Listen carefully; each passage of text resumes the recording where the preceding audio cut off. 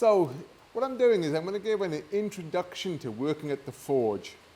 It's like going to be a farrier without being a horseman. It's going to be very difficult learning to be a farrier. So you're going to have to learn horse skills. Well, here we're going to learn forging skills. We can't just start off making shoes and expecting to make good shoes without some good level of basic forging skills. So some of the basics for me is making sure that we've got good tools. Good tools means tools that fit you and fit the material you're working with. So forging hammers come in different weights. It's important that you pick a weight that suits you, probably not too heavy in the beginning so you can get a little bit stronger. But as you get stronger, you might change and go to a slightly heavier hammer. But you need a lighter hammer because most of our work is going to be machine-made shoes every day in the back of the truck. So I've got what I call a fitter. It's got an offset face, so it's a GDM fitting hammer. It's slightly forward weighted, so it falls flat, okay?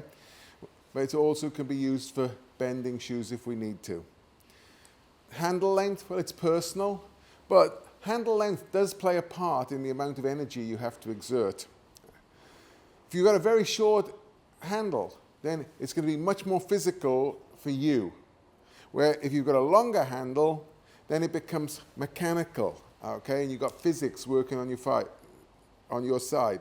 So if you double the length of your handle grip, you get 4 times the energy on the anvil. So if you want to forge hard, you don't necessarily have to go to a bigger hammer.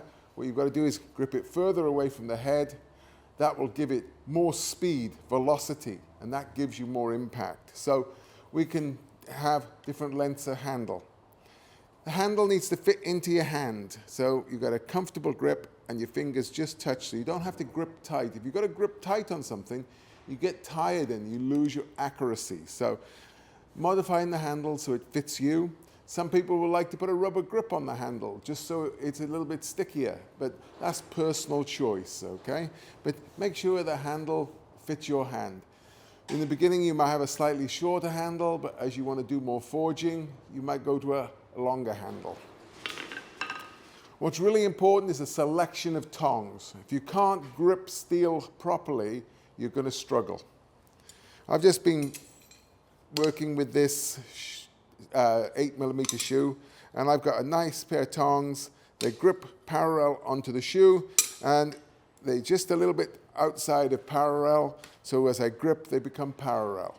If I take that same good pair of tongs and I try and hold this other shoe, I lose all my accuracy now because I'm trying to grip tight because the tongs don't fit.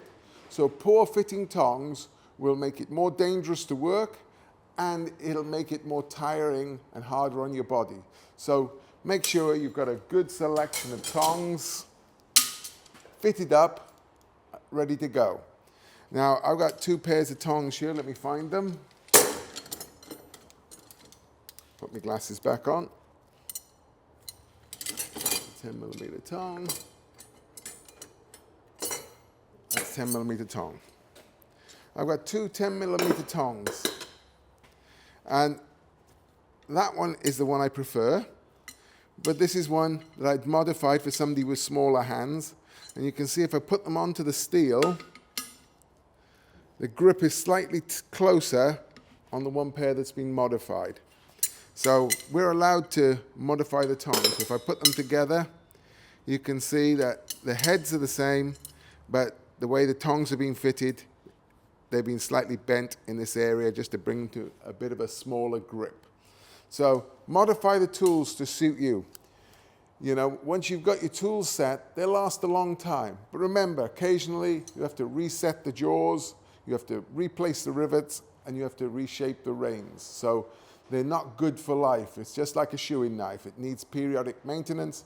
Our tongs need periodic maintenance. So choose your hammers, hammer handle thickness, length, tongs for the thickness of the steel, and for the grip that you want, okay? If you're struggling with your grip, that's when you're going to get tired and you're going to hurt yourself, and shoes will fly out of the tongs. So I keep a big selection of tongs, so I've always got something suitable for the work that I'm doing.